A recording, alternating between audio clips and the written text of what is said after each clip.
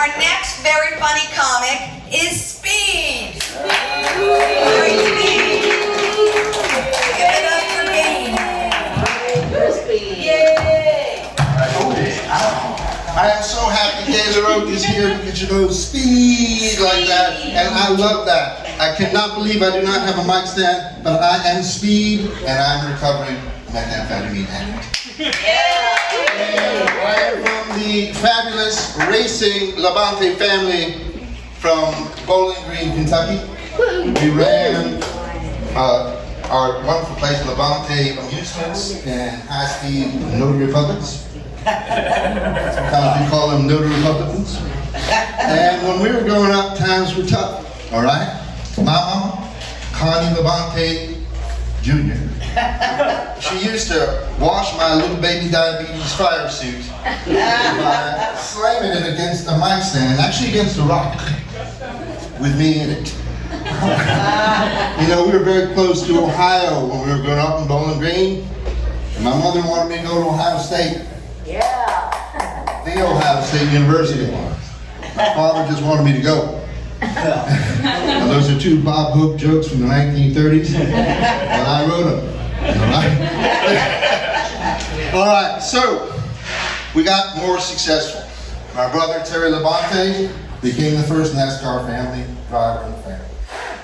My brother Bobby Lebonte, very well known right now, became the last NASCAR driver in our family. He's the one that's going to sue me. Terry Lebonte probably is also going to sue me. I'm Speed Lebonte Jr. and I'm in the middle. I'm going to sue you. And, you know, we had one thing going for us. We had cool race car names. Now we're going to go around the league and take a look at some of these race car names as we approach the Coca-Cola Chanel number 500 in Charlotte, North Carolina, Memorial Day weekend. Chanel just had to get in there because they knew what was going on. They really did.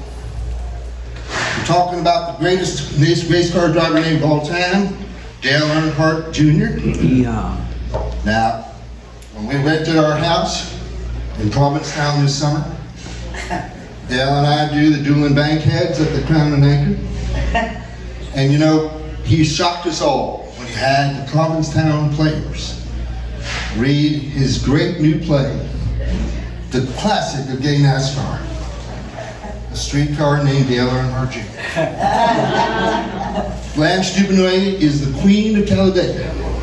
All right, I can't really go there right now. Denny Hamlin, I have interviewed Denny Hamlin in Las Vegas, and he did not know that I was a fraud, which was stunning. We call him the artist. He can be a gifted concert pianist or a gifted busboy dentist. A small child came out of the woods in Brazil. He was indigenous. He was carrying in front of him, quite surprisingly, an iPhone 16. On it, it had the Denny's of Martinsburg, West Virginia. And he demanded, in patois, the language of Jamaica, which was unbelievably surprising, to meet Denny Hamlin at that Denny's in Martinsburg, West Virginia.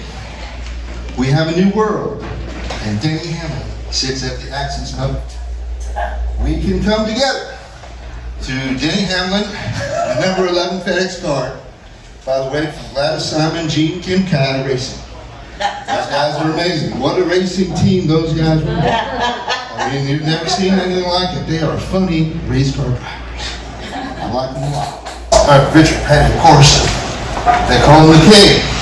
And he's like, hey, pretty mama, let's sit down and have a drink and take the band. She said, drink, drink, drink, a fiddly dink, I can dance with a drink in my hand. And he drove the Pontiac Plymouth number 42 car for Richard Petty Productions, which went on to produce Saturday Night Fever in 1975. And then you have, of course, the great Austin Dillon. I interviewed Austin Dillon in Las Vegas as well. He definitely knew I was a fraud. He was like, are you an accountant from Great Neck? And I was like, I can't believe it. Are you fucking kidding me? It's unbelievable. Did you go to my party? It's funny. You know, I forgot to mention our younger brother, the incredible Rabbi Zeev Lebonte, founder of the great Kabbalah 60609 sizzling grill. We'd be at the amusement park and we'd watch him on the Ferris wheel, reading his religious books, having his kippah and so forth. But I'll tell you what, Austin Dillon was driving around, and he played for the Permian Panthers, which was coached by the great Billy Bob Thornton, who was like, if you've known you've given 100%, if you've known you've given it your all, you've won. What have you given 9%? And you've watched Landsman in 8 minutes, all represents. What am I doing, Billy Bob? Well, I'm going to sing for you, said Billy Bob. Send him up, Joe.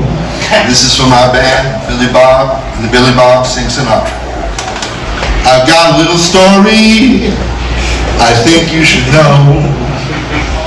We're drinking, my friend, to the end of a brief episode.